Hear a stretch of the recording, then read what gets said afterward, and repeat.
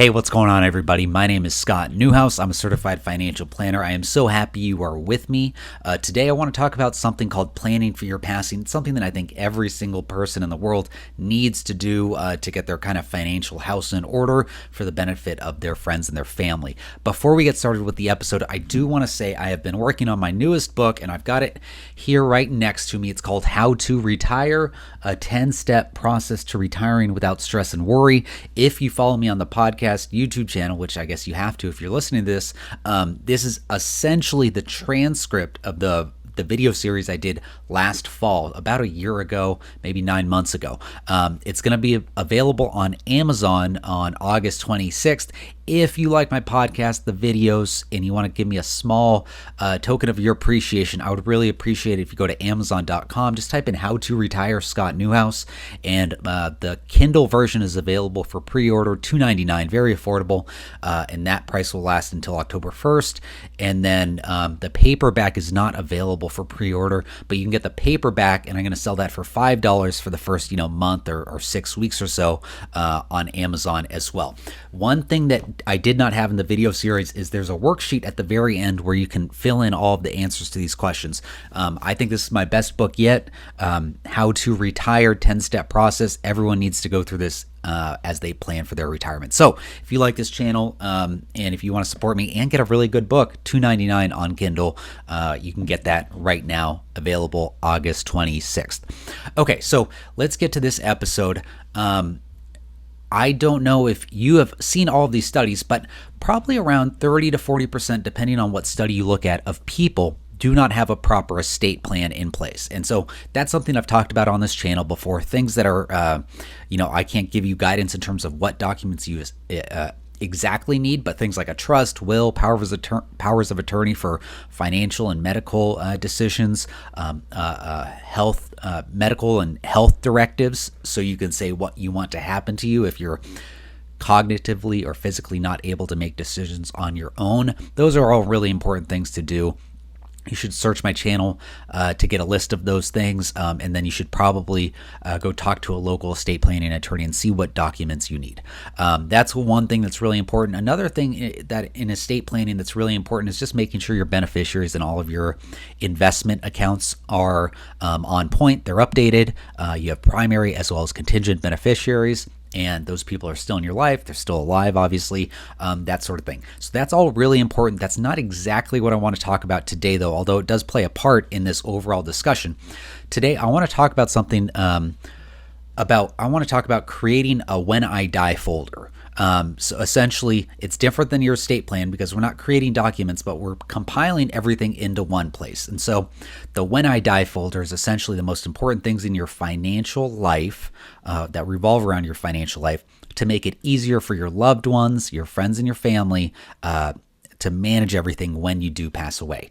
And so why do you want this? Why is this so important? I do not know how much I've talked about this on this channel. Probably not a lot, but in 2017, my dad's had a stroke, heart attack, and he passed away in the course of like 2 weeks. So it was rather quick at 62, so at a young age.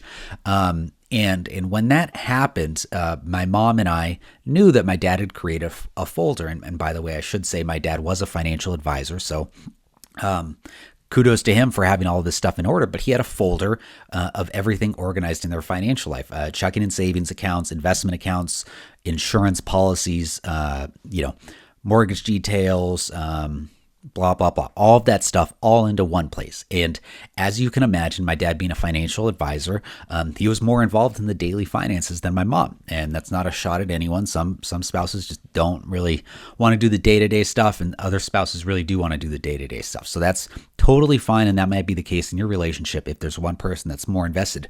But we want the other spouse who's not as invested on top of it to know where everything is in case an emergency like this happens. So when my dad dies, we have everything in this folder. We know where everything is. And I cannot tell you how much easier this made my life and my mom's life, just knowing that we had everything all in one place and we didn't really have to guess. And so let me ask you, let's say you're driving and some idiot on the other side of the street is texting and driving, they hit you and you die instantly. I mean, if your spouse had to pick up the pieces right after, you died, would they know where every single thing is? Would they know where all the accounts are stored? Would they, know all of the account numbers? And just on an emotional level, obviously you lose a spouse, you lose a loved one, you're going through a million different emotions, and it's a really hectic and stressful time in your life. And probably the last thing that you want to add on to that is figuring out all of this financial stuff. And that's a sad reality that, you do have to grieve, but then you also have to pay attention to the financial stuff, because that's going to keep on coming, even though we've lost something that you care about. So to make it easier for your spouse, your kids, whoever would, take over and receive the money that you have, we've got to make it easy for them. And the way we can make it easy for them is just put all this together right now when you're healthy. So the When I Die folder, let me tell you about what I would include with it, and you can add on to this, but this is just a starting point, okay? So the first thing, your entire estate plan, drafted by an estate planning attorney, signed and notarized and all of that stuff. So trust, will, powers of attorney for health and healthcare and financial decisions, medical directives, all of that stuff I said before. Also, all financial statements, checking and savings accounts, investment accounts, retirement accounts, etc. Put those in there as well. Or at least that's what I would do. Pension and social security statements, how much are we expected to receive, when do we receive them? Obviously, you can't keep on receiving Social Security benefits after someone has passed away. So we kind of want to, be cognizant of that. And just in case, we receive some extra benefits after they're gone, we might have to pay those back. If you have a financial advisor, I would put their contact information in this folder as well, so that your beneficiaries know who to get in touch with and how to get a hold of that financial advisor. Any life, long-term care, insurance policies, as well as, any insurance policies on the home, cars, etc. I'd put those in there as well. Loans, mortgage details, credit cards, personal loans, auto loans, etc. Put those in. Now I'm getting to a couple optional things, memberships and subscriptions. We all have way too many memberships these days, Netflix and newspapers and whatnot. Well, I guess it depends, but there's a good chance that your beneficiaries aren't going to want to keep your subscription. So are they going to be able to figure out, what subscriptions you have and how to cancel them?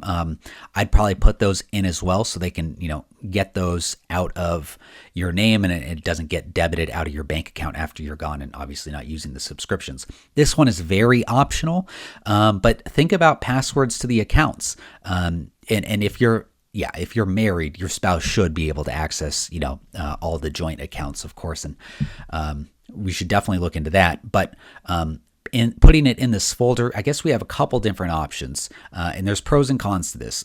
You could just have it all printed out and left in that folder of the username and the password. That's what my dad did.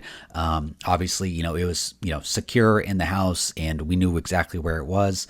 But if there's some kind of break-in, someone could steal that, and someone could, commit some fraud with those passwords there. So, that's something that I'm torn on, because there is that element of someone stealing those passwords and being able to access your stuff.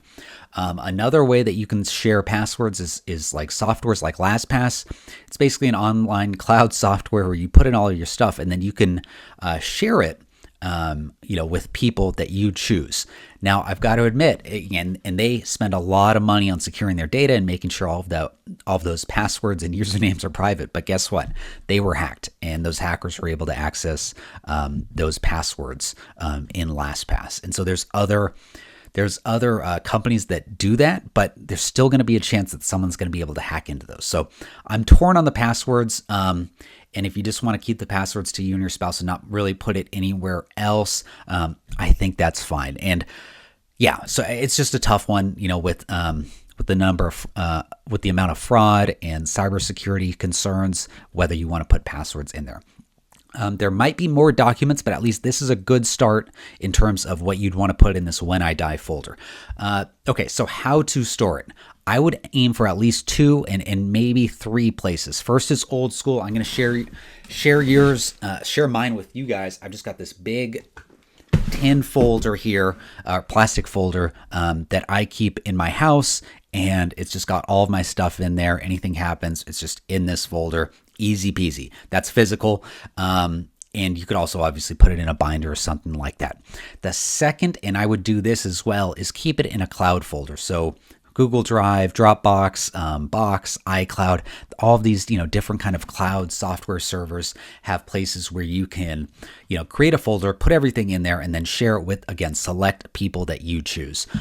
I would at least do both of those. The cloud stuff, again, these companies like Google, they spend I don't know the exact amount, but at least, tens of millions, maybe if not hundreds of millions of dollars in security, because that's their whole deal. Google Cloud, they know that they have to have the confidence of consumers that they're, storing everything in a way that's private and it's not really hackable. So they put a lot of money into that security, but obviously do your own research and make sure you feel comfortable with it. But I do keep my stuff in the Google Cloud, obviously, as well as the old school folder that I have here. Lastly, third way to store it, if you are working with a financial advisor, they should have all of these documents that I mentioned. So if if you're a spouse, if you're married, one of the spouses dies and the other spouse who survives is not that involved with the financial day-to-day stuff, that advisor should have everything all in one place and help the spouse be able to walk through all of those things. Same would go if you're single, but you have kids and you're working with an advisor. That advisor should be able to share and help out the kids, i.e. the beneficiaries, with all of that stuff. So those are the three places that I would store it. And that pretty much covers it for this video. So let me recap what we've got here. One, we don't want to procrastinate on getting organized. I know hopefully it's decades away when you're going to pass away, but let's just get it organized right now in person, in our house, have some kind of physical folder, as well as put it in the clouds, get all those documents that I said before. Feel free to add to what I said above, but I think what I said is a really great starting place. And then just make sure that your friends, family, loved ones, they know where to find those things, and then you make it accessible to them. So that's all I've got for this video. Hope you enjoyed it, and I'll talk to you soon. Bye.